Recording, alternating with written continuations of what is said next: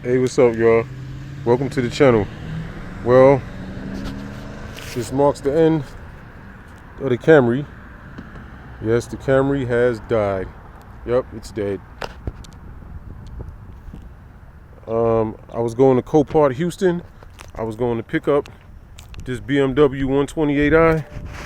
The BMW had a bad coolant hose. So I go to AutoZone to pick up the coolant hose for the BMW, and on the way back from AutoZone, the Camry just at a stoplight. It just died. It won't start or nothing. I'm done with it. It's done. As you can see, I'm right across the street from Copart, Houston. It's getting dark outside. I'm done with this car. I'm just leaving this shit here. Anybody want anything from the car, want to come take it? It's across the street from Copart, Houston. If you're in Houston, Texas, call me. I'll let you come get the car, and I'll just mail you the title. If you want parts off it, or if you think you can fix it, I'm done with this Camry. It's a 96 Camry. It has 150,000 miles.